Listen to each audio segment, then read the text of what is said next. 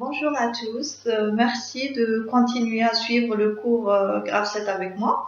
Dans cette quatrième partie, on va voir des Graph 7 avec choix de séquence. Nous avons vu dans la présentation précédente les Graph 7 à séquence simultanée. Dans ces Graph 7, il existe une transition qui va nous mener à l'exécution parallèle ou bien l'exécution en même temps de deux ou plusieurs séquences. On passe maintenant dans cette présentation au Graph 7 à choix de séquence, aussi appelé aiguillage en U. Donc l'aiguillage en U est une sélection de séquences. Cette sélection est établie en fonction des conditions données par les réceptivités associées aux transitions. Ça veut dire que nous savons au début de chaque séquence indépendante, ici, une transition. Bien sûr, la transition est après la divergence en U.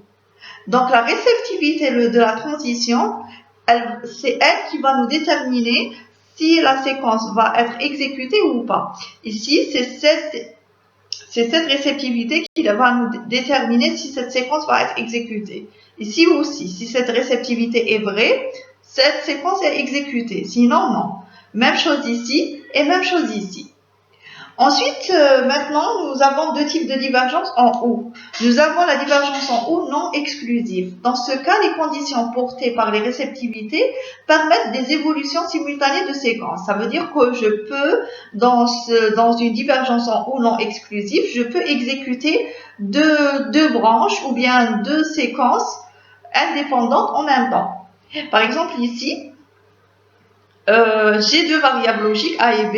Si les deux variables sont vraies, A est vrai et B est vrai. Donc, cette séquence, elle est exécutée et cette séquence aussi, elle est exécutée. Maintenant, si A est vrai et B est faux, juste cette séquence va être exécutée. Ensuite, maintenant, nous avons aussi la divergence en U exclusive. Dans ce cas, les réceptivités sont exclusives et des évolutions simultanées de séquences ne sont pas possibles. Donc ici, on ne peut pas avoir deux évolutions simultanées de séquences. Donc là, la réceptivité, par exemple, dans cet exemple, si GA est égal à 1, c'est cette séquence qui va être exécutée. Si A est égal à 0, donc le bar va la rendre 1 et c'est cette séquence qui va être exécutée. Ici, je vais ajouter à la définition que je viens d'expliquer un ensemble de remarques. Dans la première définition, il est noté, plutôt dans la première remarque, il est noté qu'une divergence en U se termine toujours par une convergence en U. Bien sûr, si j'ai divergence en U, j'ai obligatoirement une convergence en U. Je ne peux pas avoir une divergence en U sans convergence en U.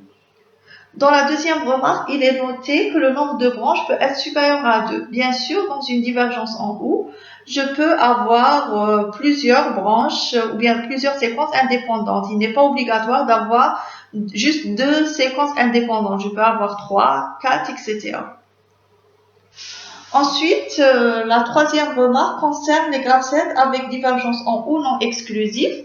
Il est noté pour la synchronisation, les 4-4 est prévu avec des réceptivités x2 bar, x3 bar.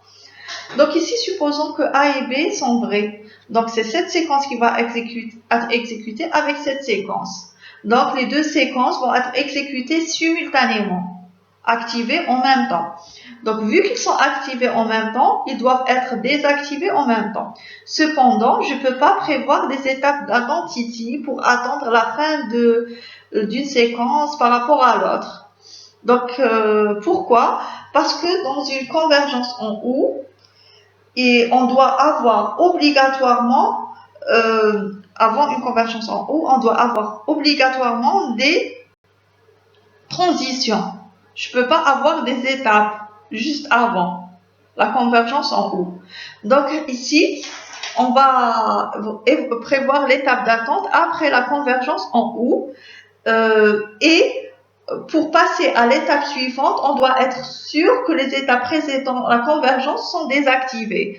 Par exemple, ici, j'ai mis la réceptivité x2 bar, x3 bar. Quand je mets la réceptivité x2 bar, qu'est-ce que ça veut dire? Ça veut dire que 2 est désactivé et 3 3 est désactivé. Donc, les deux portent la valeur 0, 0. Et quand je mets le bar, ça devient 1 fois 1 et c'est vrai. Donc maintenant, je passe à la quatrième remarque. Dans la quatrième remarque, bien sûr, elle concerne les divergences en O exclusives. Il est noté que la convergence de toutes les branches ne se fait pas obligatoirement au même endroit. Supposons maintenant, si j'ai 3 branches, ça se peut que les deux premières branches convergent vers une étape. Et la troisième branche va converger vers une autre étape indépendante de la première. Je passe maintenant à notre exercice. Je vais tout d'abord lire l'énoncé, ensuite je vais expliquer le principe de fonctionnement. Après la mise en marche du système, le tapis amène une pièce. Une fois la pièce contre le poussoir 2, on se retrouve avec deux possibilités. La possibilité 1, si la pièce est de type pyramidal, le poussoir 1 avance pour la mettre dans le bac 1. Puis le poussoir 1 revient à sa position de départ. Possibilité 2, si la pièce de type prismatique, le poussoir 2 recule, puis le tapis avance afin de mettre la pièce dans le bac 2. Ensuite, le poussoir 2 revient à sa position de départ. Donc ici, nous avons un tapis qui va mener des pièces. Donc une fois la pièce est devant le poussoir 2 ici, donc on va se retrouver dans deux propositions. Donc la première possibilité, si la pièce est de type pyramidal, donc c'est le poussoir 1 qui va avancer. Donc il va avancer ici, il va mettre la pièce dans le bac 1, ensuite il va revenir en arrière dans sa position initiale. Maintenant, si la pièce est de type prismatique, donc qu'est-ce qui va se passer? C'est le poussoir 2 qui va reculer, ensuite le tapis va mener la pièce dans le bac 2, donc ensuite le poussoir 2 revient à sa position départ. Maintenant, pour les actions, nous avons 4 actions. 2 actions relatives au poussoir 1, c'est l'action A+, l'action A+, ça veut dire que le poussoir 1 avance. Ensuite, nous avons l'action A-, poussoir 1 qui va reculer. Nous avons aussi 2 actions relatives au poussoir 2, donc B+, poussoir 2 à avancer. Donc B-, c'est le poussoir 2 qui va reculer. Maintenant, pour les capteurs, nous avons 1, 2, 3, 4, 5, 6, 7 capteurs, plus le capteur DCY, ça veut dire 8. Donc, nous avons le capteur B2, il va nous dire que la pièce est dans le bac 2, est présente dans le bac 2. Cependant, on n'a pas de capteur pour nous dire que la pièce est dans le bac 1. Ensuite, nous avons 2 capteurs T et P. Donc, le capteur T va nous dire que la pièce est contre le poussoir 2 et de type pyramidal. Le capteur P va nous dire que la pièce qui est contre le poussoir 2 est de type prismatique. Nous avons ensuite 2 capteurs A0, B0, donc qui vont nous dire que le poussoir A0, il va nous dire que le poussoir 1 est rentré, B0 que le poussoir 2 est rentré, et pour les capteurs AM, B1, capteur A1 va nous dire que le poussoir 1 est sorti, et le capteur B1 va nous dire que le poussoir 1 est sorti. Ensuite, le DCY, c'est le bouton qui va mettre le système en marche. Je passe maintenant à notre solution. J'ai repris ici notre tableau des capteurs et des actions et je repris ma figure. Ensuite, je tiens à souligner que ici, dans la solution que je vais présenter, je ne vais pas prendre en considération le fonctionnement du tapis. Donc, je commence mon graph 7 avec une étape initiale. Bien sûr, tout graph 7 doit commencer par une étape initiale. Ensuite, ici, j'ai une divergence en O exclusive. Pourquoi une divergence en O exclusive? Parce que ici, au niveau du poussoir 2, on ne peut pas avoir 2 pièces qui vont se présenter. C'est une seule pièce qui va se présenter. Cette pièce doit être soit prismatique, soit pyramidale. Donc maintenant, si notre pièce est de type prismatique, qu'est-ce qui va se passer? C'est le poussoir 2 qui va reculer. Donc, c'est l'action B-. Il va arrêter de reculer quand le capteur B0 est actif. Ça veut dire notre poussoir est complètement rentré. Ici. Ensuite, ici, qu'est-ce que j'ai mis? J'ai mis une étape d'attente. Pourquoi j'ai mis une étape d'attente? Maintenant, une fois que notre poussoir 2 est complètement rentré, complètement à l'arrière ici, donc qu'est-ce qui va se passer? C'est le tapis qui va avancer pour faire tomber cette pièce dans le bac 2. Maintenant ici, vu que je ne prends pas en considération le fonctionnement du tapis, je ne peux pas associer une action à cette étape. Je ne peux pas mettre ici tapis, avancer tapis ou bien tapis qui avance, quelque chose comme ça. Donc ici, je dois laisser une étape vide et je dois passer à l'autre étape quand le capteur B2 soit actionné. Quand est-ce que le capteur B2 est actionné? Quand on est sûr que la pièce est tombée dans le bac 2. Maintenant, une fois la pièce est tombée dans le bac 2, notre poussoir va revenir à sa position initiale. Ça veut dire qu'il va avancer. C'est l'action B+.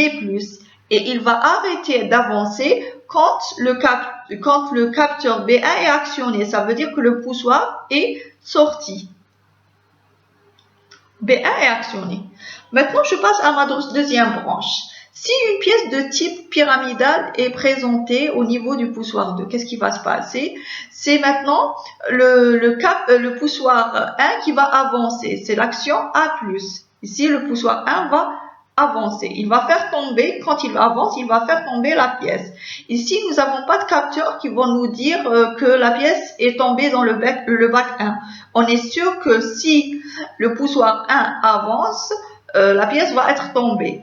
Donc, une fois que notre capteur va complètement avancer, notre poussoir va complètement avancer, ça veut dire que c'est le capteur A1 qui va être actionné. Donc, et on est sûr que la pièce est tombée dans le bac 1. Maintenant, la prochaine étape, c'est l'étape où le poussoir 1 va reprendre sa position initiale. Ça veut dire qu'il va reculer 1-. Et on est sûr qu'il a repris sa position initiale quand A0 est actif, quand A0 prend la valeur 1.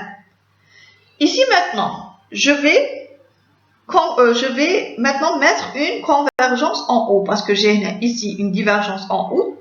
Toute divergence en haut est suivie par une convergence en haut. J'ai pas mis ici une étape d'attente et une transition. J'ai pas mis une étape d'attente et une transition qui porte une réceptivité x5 bar et x6 bar. Pourquoi? Parce qu'on a une divergence en haut exclusive. Donc, l'étape qui vient après la convergence, c'est l'étape initiale parce que le processus va recommencer. Maintenant, autre chose, ici, j'ai mis le DCY ici, au niveau des deux branches. Maintenant, vous pouviez le mettre ici, mettre une transition, une transition ici, la réceptivité est DCY, une étape d'attente, une étape vide après. Ensuite, on met la convergence et on élimine DCY d'ici et DCY d'ici. Et vous pouvez le mettre comme je l'ai mis ici. Donc, les deux solutions sont justes. J'ai terminé cette quatrième partie. Merci de votre attention. En même temps, si vous avez des questions, s'il vous plaît, n'hésitez pas à me les poser. À très bientôt.